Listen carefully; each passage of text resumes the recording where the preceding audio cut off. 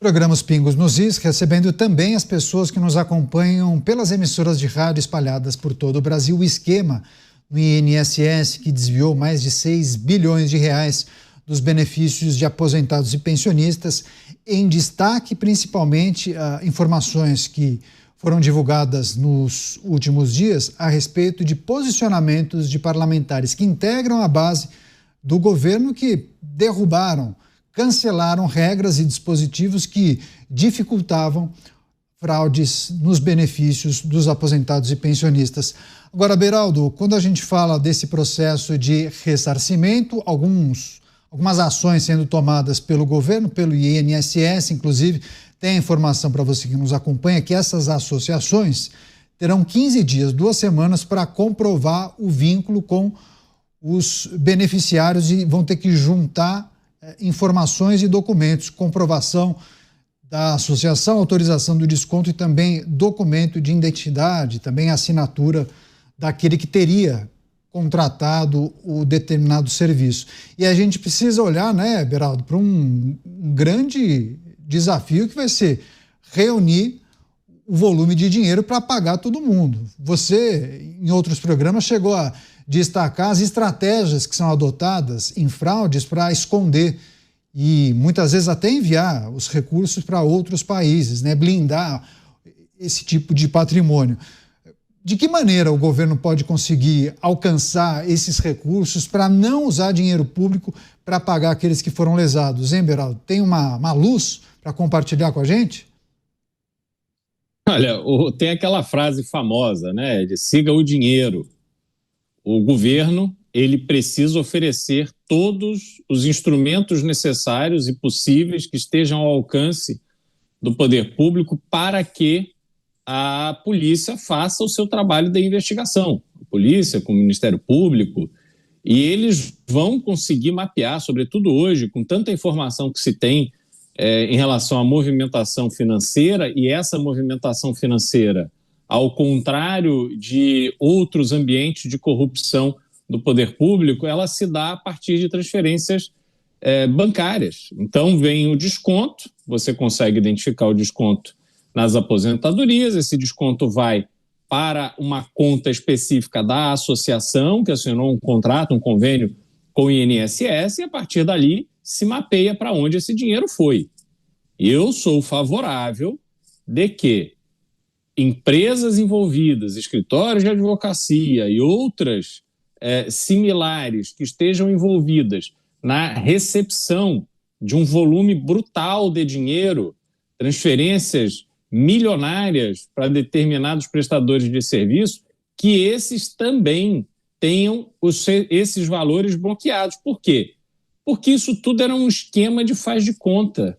Se eu estou roubando um dinheiro e com este dinheiro roubado eu vou comprar prestígio no judiciário a partir da contratação multimilionária de determinados escritórios de advocacia, essas pessoas, esses escritórios, têm que olhar, tem que ter um sistema de compliance, de aprovação de cliente, olhar para o cliente e falar, pô, mas da onde está vindo esse dinheiro? Qual é a estrutura que esse camarada tem para, de repente, ter aqui 15 milhões de reais na conta para pagar os honorários que eu estou pedindo? Porque os valores são assim, ninguém se iluda, não, achando que tem escritório em Brasília que aceita cliente para pagar 500 mil de honorário. Isso aí eles não querem nem atender o telefone. É na casa de muitos milhões. Então, tem que haver um bloqueio amplo até que se prove que houve efetivamente a prestação de serviço. Porque, inclusive, Caniato, eu não acho nem só que é uma questão de entregar lá uma ficha assinada pelo aposentado, porque a gente nem sabe as circunstâncias em que o aposentado foi abordado para assinar essas tais fichas de adesão. O que me parece fundamental é avaliar se essas associações tinham, de fato, a estrutura necessária para prestar o serviço que eles prometiam. Se essas associações efetivamente, em algum momento, prestaram algum tipo de assistência, de auxílio, de ajuda, trouxeram algum benefício para o aposentado, porque se não trouxeram, são associações de fachada, de faz de conta, estão ali simplesmente para sacar dinheiro que estava indo para o bolso dos aposentados. Elas não se justificam. Não é correto Não é justo, não é lícito você retirar dinheiro das aposentadorias nessas circunstâncias. Então, tem que haver um rigor muito grande nessas apurações, Caniato, não apenas para identificar a origem, o papel de cada uma dessas associações, mas também para bloquear não só o dinheiro que está nas contas das associações, mas também essas grandes movimentações que foram feitas para prestadores de serviço que acabam não prestando serviço nenhum, que não usaram o seu prestígio em alguns corredores de Brasília. Sem dúvida. Enquanto você fazia a sua análise, a Deise mandou a seguinte mensagem: então se as associações devolverem o dinheiro, poderão operar normalmente? Tem que caçar a licença dessas entidades. E, de fato, não faz sentido, né? Beleza, eles devolvem o dinheiro para aqueles que foram lesados e continuam operando como se não tivessem feito nada de errado, não. Tem que inviabilizar a possibilidade de elas continuarem atuando também. Você, Mota, são muitos desafios pela frente, né? E ainda que o dinheiro tenha sido carimbado, porque, como de esperado, não tem mais de dinheiro, né? O dinheiro era descontado na folha, aí, naturalmente, era repassado para as entidades. A partir daí é que vai ter que seguir o dinheiro, porque eles podem ter sacado, ou um sócio que depois deixou a empresa, levou uma boa parte, e aí mudou do Brasil, não mora mais aqui. É um desafio tanto seguir e ir atrás de todo esse recurso tantos anos depois, né, Mota? Um desafio grande demais, Caniato, para o Estado brasileiro, principalmente considerando-se tudo que aconteceu no país nos últimos anos. Eu não consigo fingir que eu não sei o que aconteceu. Então, eu mantenho as minhas expectativas baixíssimas em relação a isso. Eu acho que o máximo que nós podemos esperar é que essa prática de descontos acabe. Não há mais descontos. Eu vou mais longe do que sugere o Beraldo. Pode até ser que algumas dessas associações prestem um serviço relevante para aposentado. Manda boleto, meu filho. Boleto. Faz como todo mundo. Imagina, você tem uma loja de sapatos, você vende um sapato para a pessoa, você vai fazer desconto em folha na pessoa? Lógico que não. Você vai dar uma nota fiscal, né? E a pessoa passa o cartão de crédito, passa o cartão de débito, ou te dá dinheiro. Façam como todo mundo faz. Essa história de associação e sindicatos fazendo desconto em folhas, nem que fosse o melhor serviço do mundo maravilhoso. Porque é evidente que o desconto em folha cria situações que são prejudiciais aos beneficiários. Não precisa ser muito brilhante para saber disso. Então, a minha expectativa é que isso acabe, que nunca mais aconteça desconto em folhas. E a segunda coisa que eu gostaria de ver seria a CPMI no Congresso Nacional, pelo menos mostrando os nominhos. Quem sabe não rola até uma lista de apelidos também do escândalo do INSS, né? Eu acho que é isso que eu espero. Eu não espero mais nada. Eu não imagino que um Estado que deixou que isso acontecesse durante tanto tempo agora vai se ressocializar, né? É a mesma coisa da ressocialização. Você espera que o bandido entre na cadeia e saia de lá um cidadão perfeito. Que mágica que vão fazer para que esse Estado, o mesmo Estado que permitiu que esse escândalo acontecesse desde sabe-se lá quando, agora, de repente, esse mesmo Estado vai se tornar super eficiente, justo, vai correr atrás, vai investigar, vai pegar todas as conclusões. Eu sempre digo, há pessoas competentes, eficientes, muito boas no serviço público brasileiro, e a gente está vendo um exemplo aí do novo presidente do INSS. Mas ainda o que domina o Estado brasileiro é essa mentalidade. Vamos mudar a revalidação de 1 ano para 3 anos. Ninguém pensou no pobre aposentado. Pois é, inclusive, viu, Dávila? Ontem eu recebi uma mensagem do Tiago Cadeirante. Esse é a identificação dele na rede social.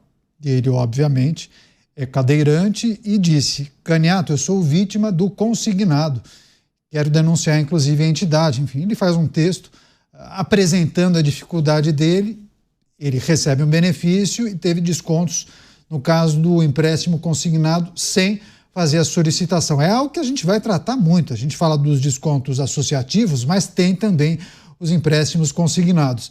Mas o Mota traz um ponto que é importante, né? Assim, falar dos desafios do INSS a partir da denúncia dessas irregularidades terem sido descobertas, né, Dávila? A questão dos descontos me parece quase um consenso entre todas as pessoas que eu converso e debato em relação aos desafios para o Instituto, o INSS. É isso, né, Dávila? Acabar com a possibilidade dos descontos, mas é preciso avançar e tornar a administração, a gestão, muito mais eficiente e segura também, né?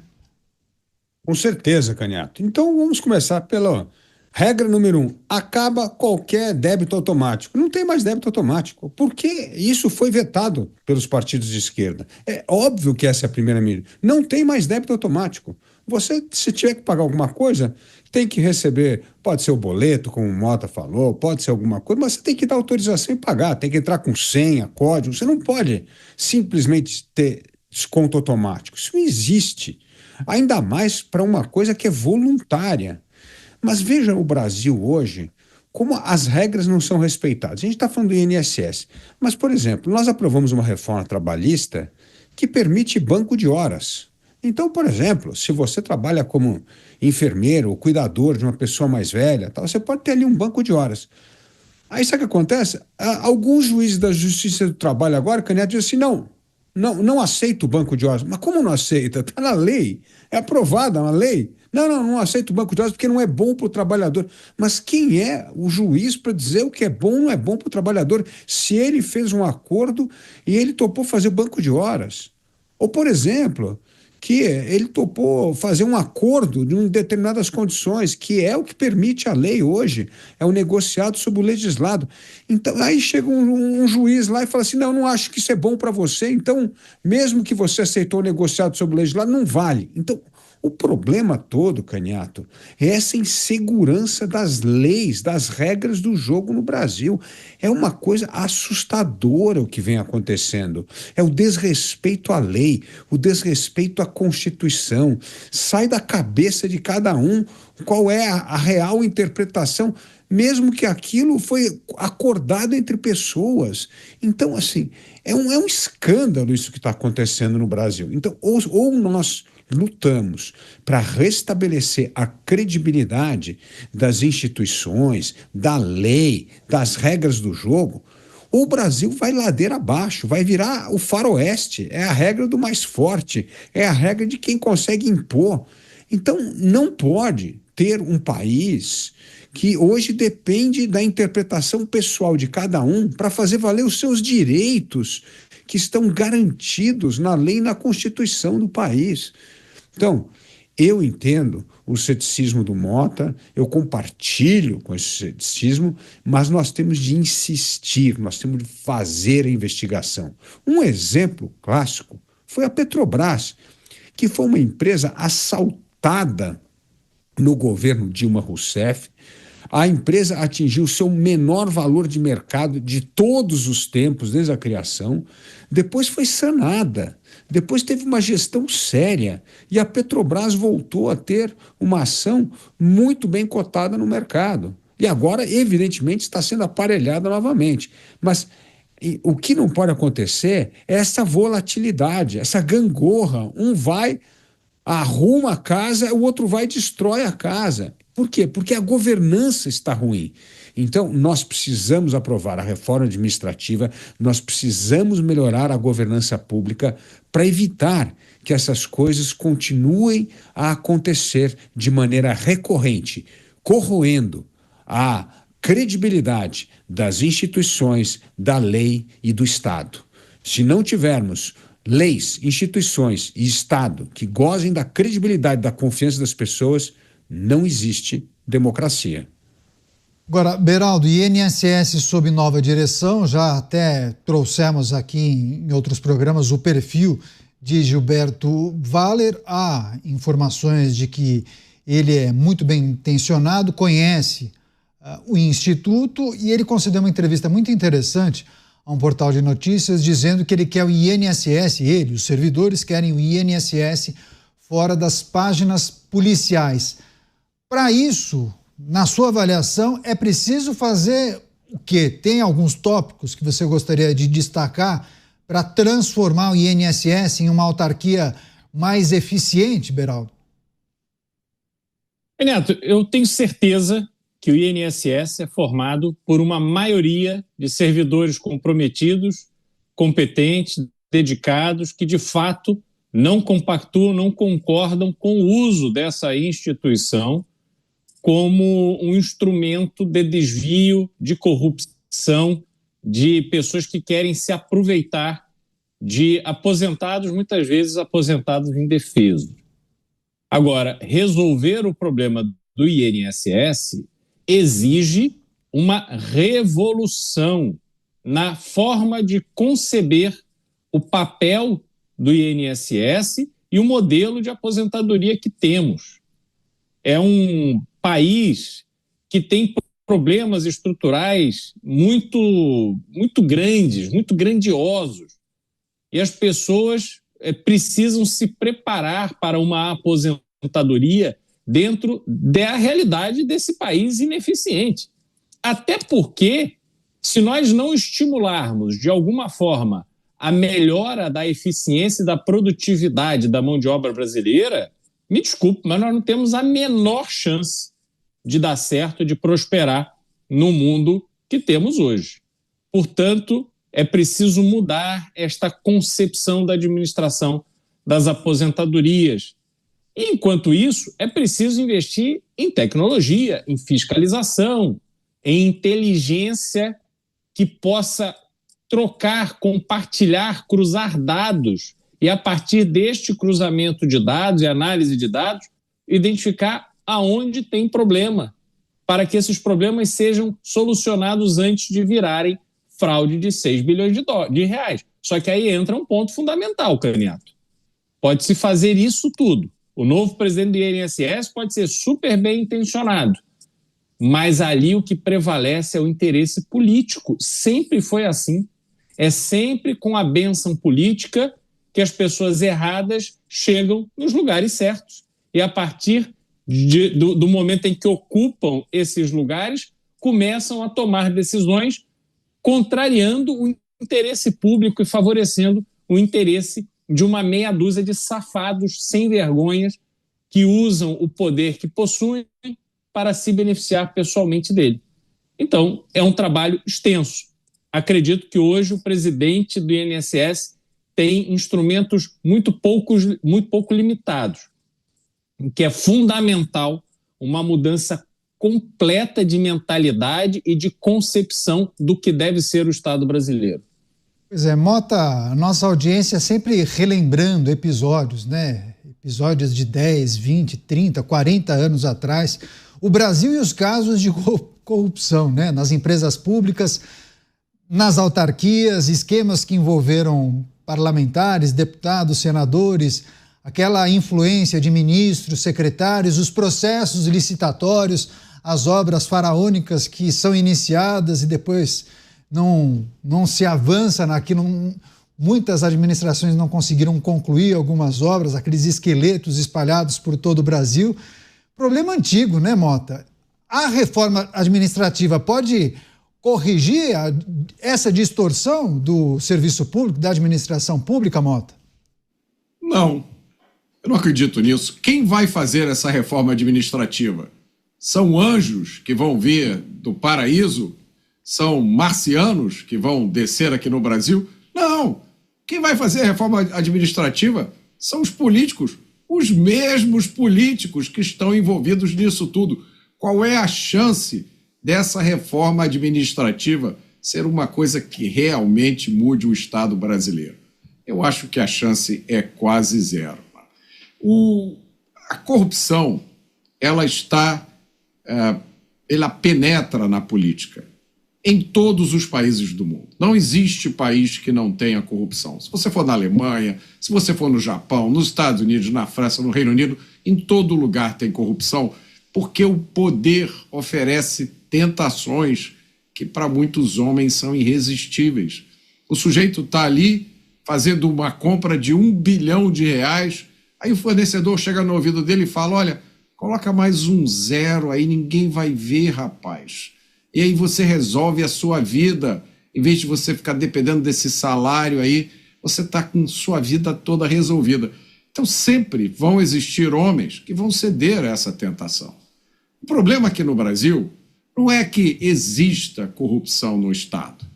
O problema é que parece para a gente, os meros mortais, que a corrupção é a razão de existir do Estado. Em outros países, o sujeito faz uma obra que é necessária e ele leva uma propina. Aqui você cria uma obra que não era necessária. O objetivo é a propina. Então, eu não me lembro quem falou isso, mas alguém já disse isso. Olha, fica mais barato não fazer a obra. Embolsa essa propina, rapaz, mas não faz a obra. Pelo menos você economiza uma grande parte do dinheiro do Brasil. Essa é que é a nossa questão. Então, eu não acredito que o Estado brasileiro vá reformar a si mesmo. Tanto é que a gente já teve, e o Dávila sempre menciona aqui, e com muita justiça, iniciativas brilhantes, boas, nobres, no passado do Brasil. E olha onde a gente está agora. Parece que a gente voltou a estaca zero. Então as pessoas se sacrificam, trabalham, fazem um esforço danado, e aí a gente volta para o mesmo lugar onde a gente estava antes. Dávila, quer trazer o complemento em relação a uma defesa que você faz de forma reiterada, né? A reforma administrativa, deixar o Estado em um tamanho mais adequado para as nossas necessidades, empregar o dinheiro em áreas que são realmente importantes, mas esse ponto que o Mota destaca também é necessário que a gente faça uma reflexão, né? Quem serão aqueles que vão tocar a reforma administrativa?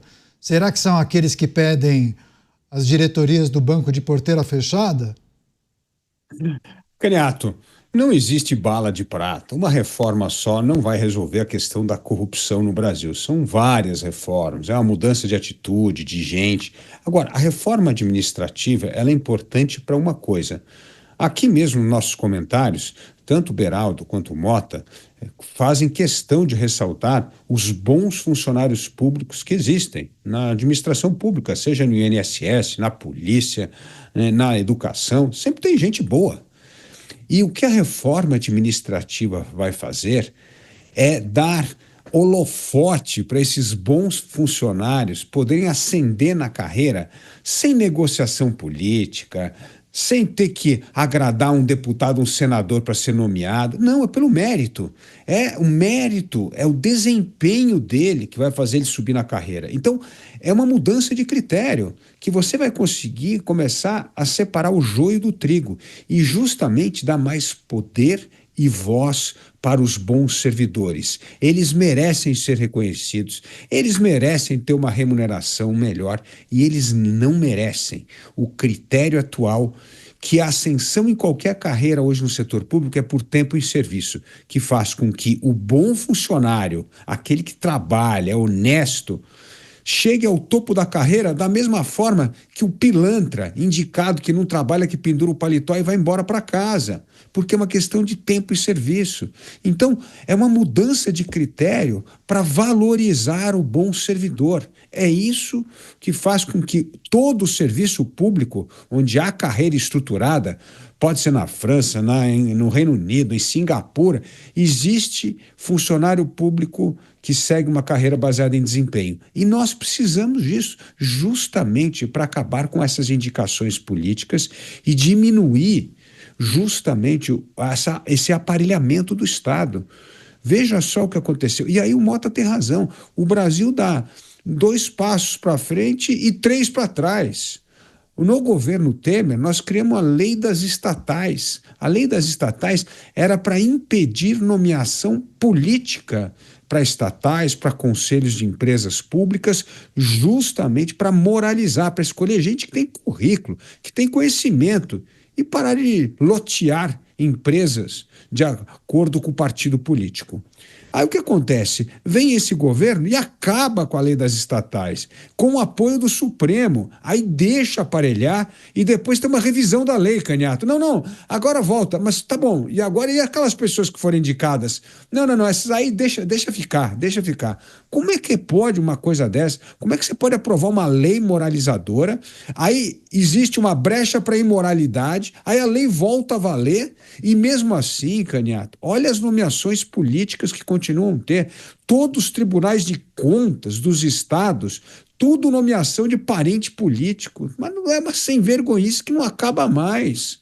Então a gente tem que moralizar. E a reforma administrativa não é bala de prata. Ela é apenas uma maneira pela qual nós vamos começar a valorizar o bom servidor e permitir que ele cresça na carreira sem empurrãozinho, sem favor e sem propina. Bem lembrado, viu, Dávila? Esse episódio, na calada da noite, a Câmara dos Deputados aprovou essa mudança, né, na lei das estatais. O governo de transição já tinha muita influência sobre o Congresso e aquela quarentena de 36 meses, de 3 anos, não era isso? Foi reduzida para 30 dias. Apenas um mês de quarentena. Bem lembrado esse episódio destacado pelo Dávila. A gente segue monitorando essas movimentações.